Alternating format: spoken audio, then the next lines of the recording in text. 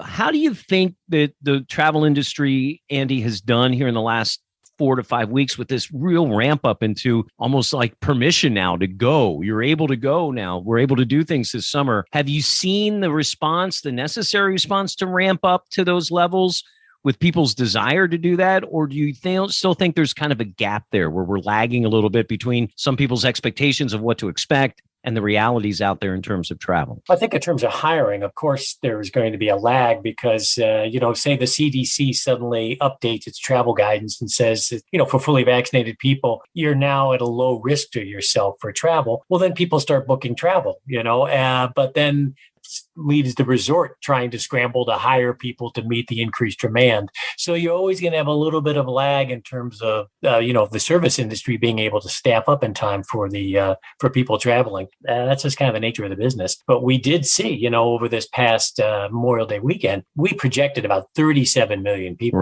traveling. 34 million of those are going to be going by car. So what we're seeing is it's still car based and still very domestic. The international travel is going to be lagging for a while. Right. Yeah. So and air travel too. So where are the airlines in terms of, that was one thing I brought up back in late April was, an experience I had where I got rained out for a day. And it was difficult to get that travel rescheduled. And I was sitting beside a lot of people at an airport that gave up a whole weekend trip because they just couldn't find a way to reschedule this. Are we getting back to some levels of capacity and numbers of routes that the airlines are running? So that makes that job easier for people to get travel that they would like? Or are we still having some issues there where they may have to temper those expectations as well? I think it really depends on the bookings. When the airlines will respond to the reservations and the bookings. And I know that, people were anecdotally talking about how long the lines were and how the airport seemed really packed this past weekend. But you have to put that into perspective because it's like compared to last year when no one was traveling. So anytime you run into like 4 people at the Sbarro at the airport, you're gonna you're gonna think there's a million people there. Right. So I think that's going to be a huge problem, Andy, is people's expectations. In some ways, our mind warps and forgets this past year and a half. We don't understand. And then it's just, I think we want to get back to normalcy so much that we're just expecting everything to ramp back up.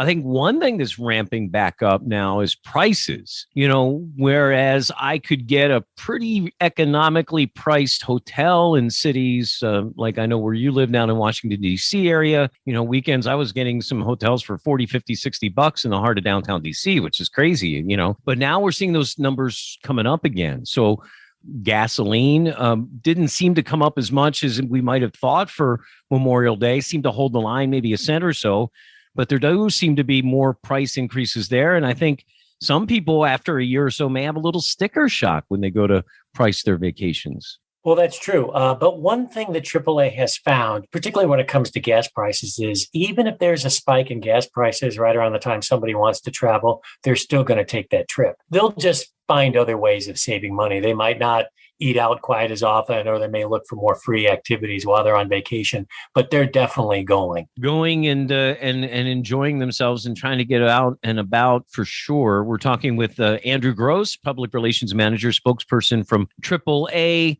Last week, Andrew, we had the CEO from KOA Campgrounds on, Toby O'Rourke, talking about the explosive growth in camping. And I think you mentioned it too. There still seems like this summer is going to be a lot of car or recreational vehicle-based travel. And so what are some things that you have been forecasting for people in terms of expectations? I guess one of my anecdotal things is it seems like when I listen to the traffic reports on the big stations that I do in the morning, things are still wacky. Like you may not get that 4 or 5:30 or 6 a.m. traffic jam, but now you're starting to get traffic jams at other times of the day because people's movement times are much different than they were, say, a year ago. Or people are working on a hybrid work schedule, which means they have to go into the office, but they don't, maybe they don't have to be there at 9 a.m. anymore. They'll slide in at 10:30 and maybe slide out at 3, but then they'll go home and hook up the laptop and they're still working for a couple of hours. I mean, there's a lot of things that are changing that were really created by this pandemic. So we're in a period of flux. Years from now, we're going to look back at this time, and it's going to be sort of a fascinating study as to how everything has really changed for us. It truly is. But one thing you did mention that is the increased prices, and I do want to mention that for a lot of folks who may be, looking at getting away for the summer, the rental car prices have really gone up, and that's something they should bear in mind. Because there's a big rental car crunch. They a lot of the rental car companies last year when things cratered and no one was renting cars, they sold off a lot of the fleets to make money. And the thinking was, well, once people start traveling again, we'll be able to boost our fleets. Well, right around the time that it was to start buying new fleets, the semiconductor chip shortage happened. Yep. So no chips in cars, because cars are all computers nowadays. Right. No chips, no computers in the cars, no rental cars. So now if you can find one, it's really expensive. So it's like these are all things that people are going to be dealing with. To listen to the full episode, just click the links below. And never miss a podcast by subscribing to Everything Under the Sun on Apple Podcasts, Spotify, or wherever you listen to your favorite podcasts. New episodes every Friday.